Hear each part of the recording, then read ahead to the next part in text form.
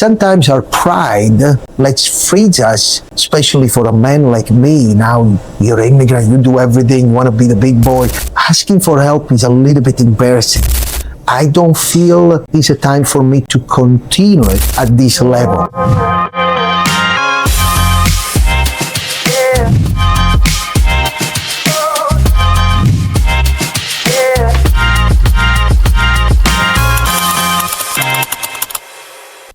Hi, my name is Latte, and I'm owner of Capri Bakery Bistro in Maple Ridge. Today I'm talking to Noventum. I would like to explain and give more detail why I'm in business, why I choose this business, and I'm excited to go through step by step with you. Hello, Daniel. Thank you so much for joining me today. I appreciate it. Very welcome. So we're going to jump in, and why don't you tell me a little bit about yourself? I'm an immigrant. I came in Canada 1997, and I come from South Italy. It's a region Campania. The big city is Napoli, and I born in Castellammare di Stabia. I left my country with a dream, and because at that time we were married, and I had one son, Tonio. He was a year and a half. I have to tell you, it was a big step of faith because I'd never been in Canada. And I'm a believer, so I felt it was a new opportunity to come in this country and give an opportunity to my son to different future. So I left family, friend, culture, everything I can for jumping to the unknown culture, language, and everything. It was very difficult. I embraced that, and March 18, 1997, I landed in Vancouver with my wife, my son, well, a few $1,000s in my pocket, that's it. And with the dream to expanding the territory of my family and be blessing this country. Share the story behind your business. How did it get started? Story behind, we have to go one step back. My mom and my dad, they opened the first deli grocery in the 1970s. And that was before I born. Born in the 72. So when I say I born in the business, it's kind of true. My sister bring to my mom and give her milk behind the counter, believe it or not. So I did the deli all my life. I left the school at 14 and I work in the food industry, the deli and the grocery and serving the people. Then eventually I came in Canada. I was offered to work in a bakery and deli in downtown Vancouver. So I worked for this place for many years. But there I have the opportunity to try to bake. And I never bake bread and never did it. And what I discovered, I really fell in love. And how I know that? Because it was very tough hours. I remember start at 3 o'clock every day, and Friday and Saturday at 2. That means I have to leave my house at 12:30 at night or in the morning. Barely I see my kids, barely I see my wife. It was a very difficult, but I was so excited and I was hungry to learn the baking. Especially the bread is my weak spot. I enjoy to make bread. Even today, after so many years being in business, the bread is my number one. If I have to choose, I like to make a bread. And I work for this bakery. I build my experience in this Italian bakery, and also a little bit time for a few Portuguese bakeries. That was good because I expanded my knowledge, not be just on one culture, but learn other products. So, but I always had the dream of one day to have a business in this country. And I worked very hard. I didn't spend any of my time in my sleep. So for the purpose and the goal to accomplish and one day be a business owner. And that came from the 1997 I arrived in Vancouver. I had the opportunity in 2008.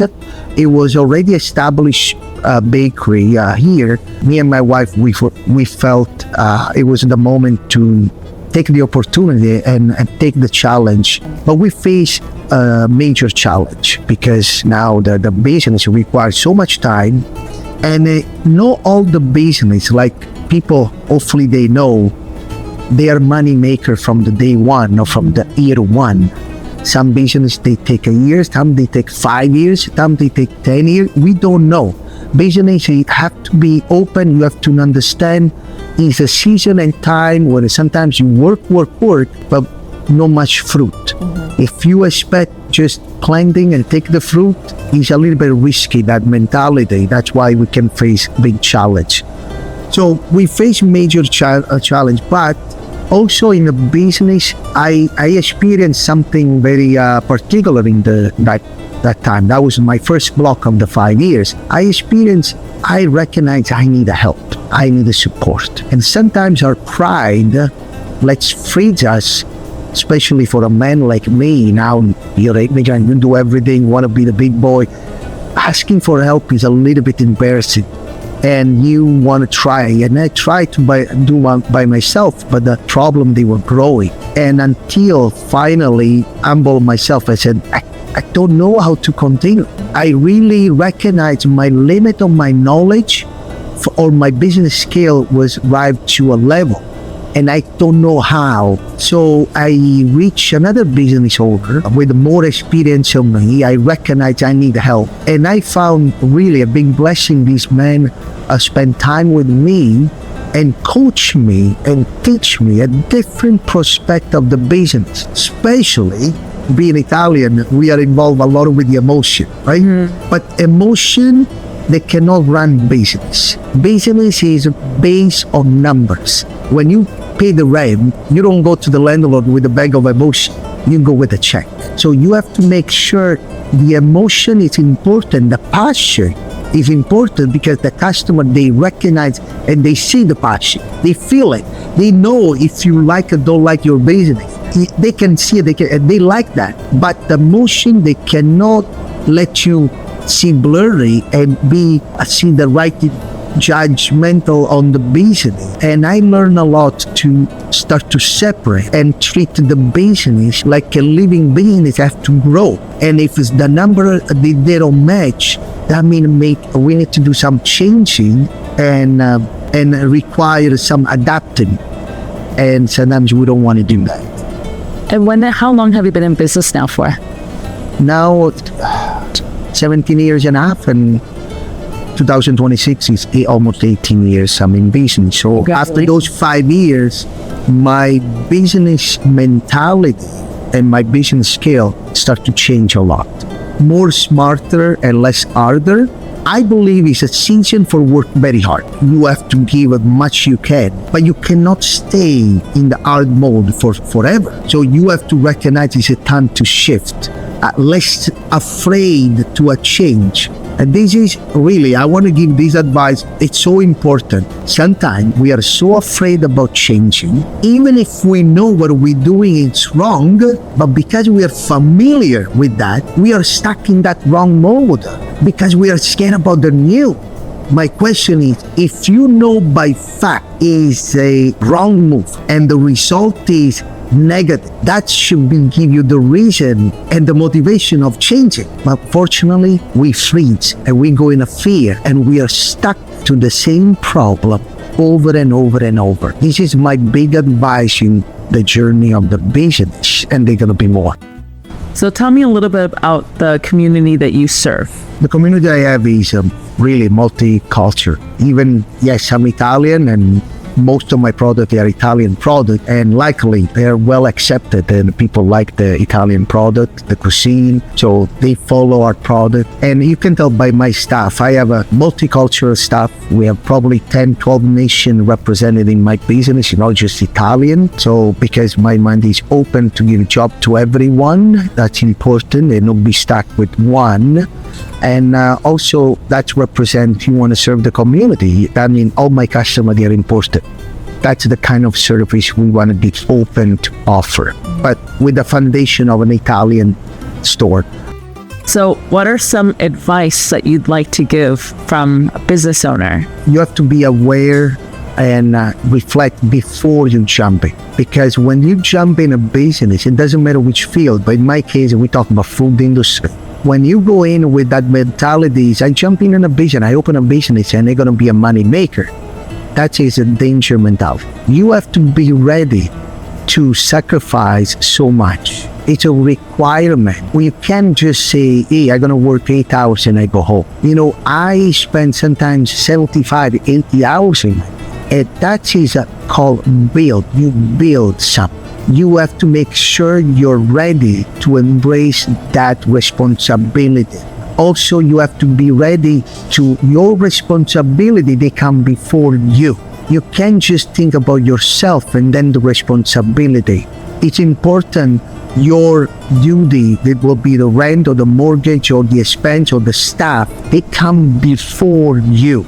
The day will come when you accomplish all this, you can take the fruit of the hard work. But many, we want to eat the fruit first, just because we go in the mentality we're the owner and we can do whatever we want. I don't agree with that. So yes, you're the owner on the paper, but you always have to show the leadership, where it's not because you're the owner, because you're on the front line and face the challenge and face the problem. My staff, they know I'm not running away from the problem. Actually, problem requires solution. That is my role. That's my job. Sometimes it's easy to delegate other people. Oh, I have a problem. You go and fix that. I don't believe in that. They have to be ready. Want to be in business? Make sure you understand. Business should give you a lot of good things, a lot of challenge. This is my advice for somebody want to go in the business.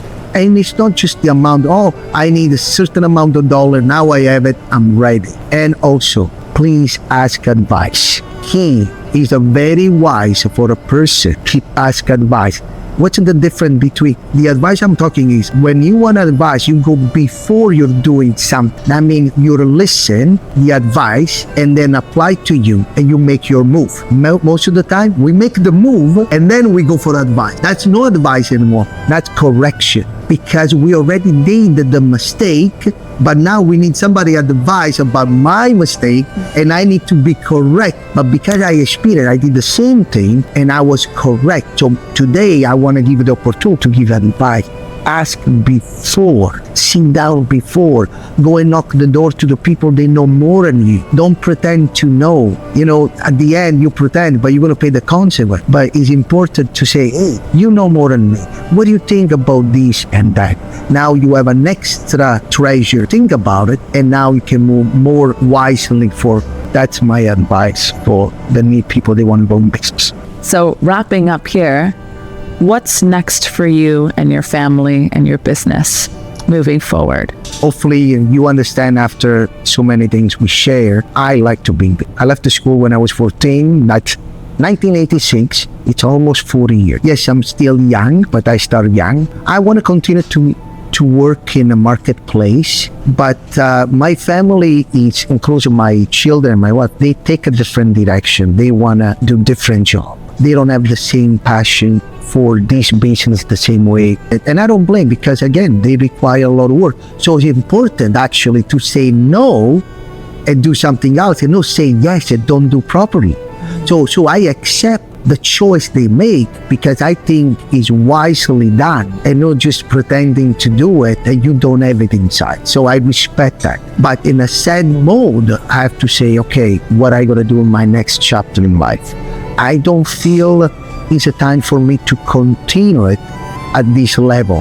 And I don't think to continue in this building. One of my side little dream, I don't like to call consulting, just I don't have education, I don't have anything, I've never been at the school, so I don't want to sound the big guy, but I just have some experience to offer to them. And that's the only thing I can put on my plate and my side, to work with company, maybe they said, we need advice, we need your opinion, we need what you know can help us to move in the next step. This is my little dream, and with doing that allowed me to continue to work because I need it, but also I have more time for my family. So my life is made by chapter, and I think it's a time for me to close this chapter, and I want to open another chapter. This is my dream. That's beautiful.